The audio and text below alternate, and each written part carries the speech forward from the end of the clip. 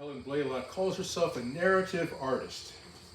She tells stories of people whose lives have been marginalized. And our mission here at the Howland Stone Store Museum is to tell stories of the Sherwood Equal Rights Historic District. And some of those folks were very privileged, and some were marginalized, but we tell all those stories.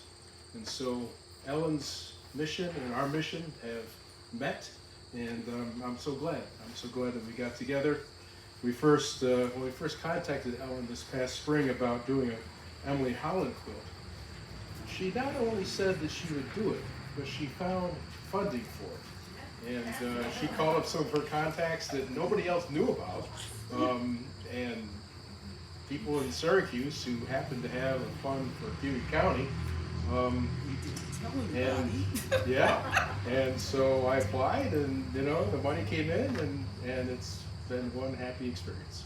And we've been happy to we're so pleased with the results, and so happy that it all worked out.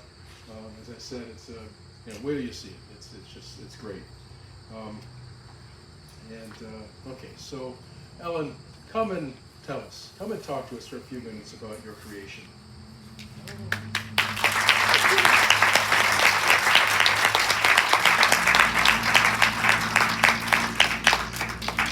Thank you for coming, and thank you also.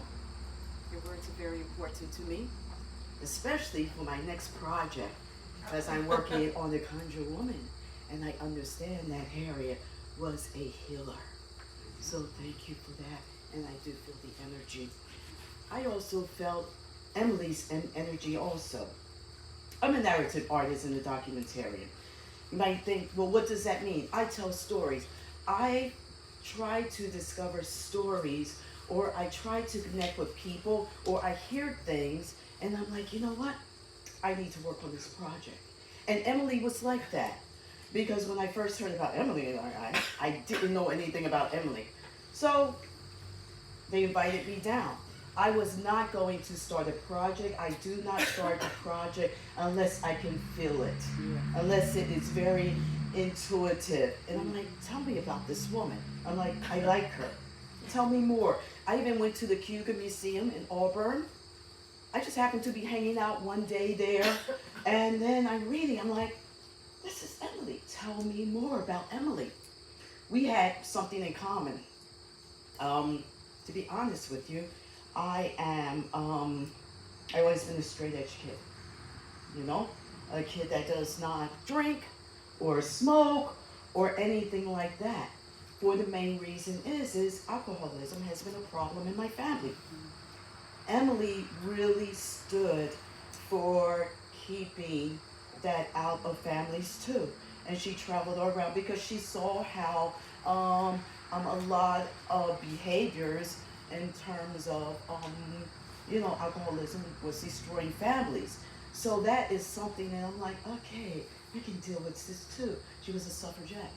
I can deal with this too. And she was also an abolitionist.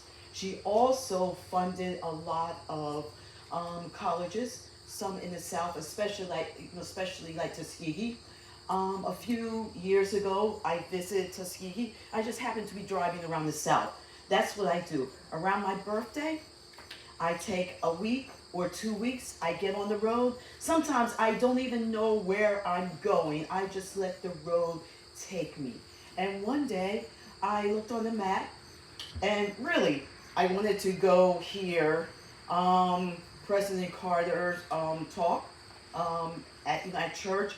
And then I'm like, oh no, he's not talking this Sunday, he's talking next Sunday and last Sunday. So I'm like, so where else can I drive around the South? Oh, I'm not that far from Tuskegee. What does that mean? It might be like about 50 miles or something like that. I'm a distance driver, okay? Have car, will go. My spirit is nomadic. I need to move. So driving from here to Syracuse, that's right down the road. To be a part of this institution, oh yeah, that's just right over the way. Yes, so Emily, I brought her into my studio. Her energy was there too. And that is one of the interesting things about the women that I work with in quilts. They have a voice. Most of them do have a voice. And it's not my imagination, it's my truth that I felt her in my studio. I realized that I only had a month to do this, but Emily basically was letting me know that it is okay to work on other projects. I'm like, no, I can't work on other projects because I have to dedicate all my time to you. And she's like, it's okay. She likes communion. And I realized that, and that kind of was telling me what type of person she was. I was not really focusing on maybe that's the way she was as a person, but that's the way she was in my studio. So she basically insisted upon me working on a few other projects too. So when I started working on other projects, her voice became even clearer to me because I was listening to what the quilt, to what the spirit of Emily was giving to me within my studio. And there's other projects that I do along the way too, and I'm just driven to do the work. Not long ago, these producers asked me to go to one of the world's largest refugee camps, and that's because the like Somali kid, he basically said to me, I definitely want a black person to go with me to Dadaab, to this refugee camp. So basically, my video cameras went there. Some of you might know me from Syracuse. I was a journalist for 27 years, although I've been an artist all my life. And I've always been an artist. But a journalist I was for about 27 years.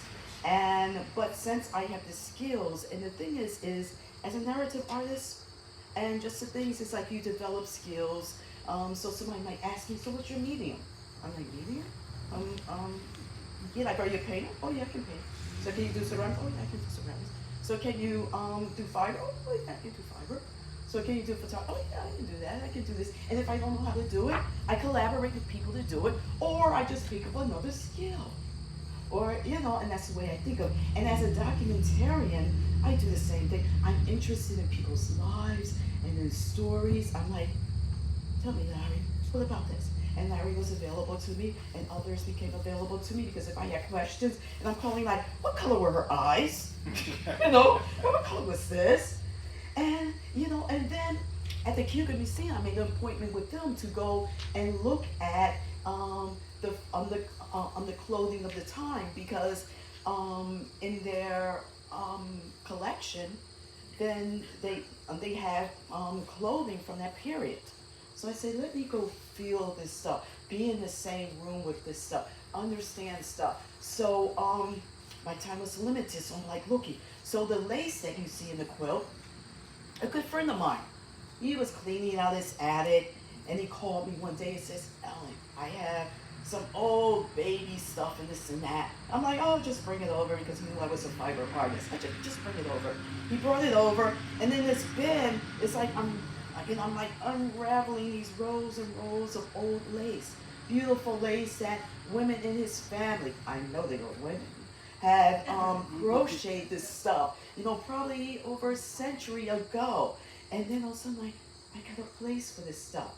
After the opening, after this, I was going to email him and send him some pictures, and I'm like, look where your family's lace have gone.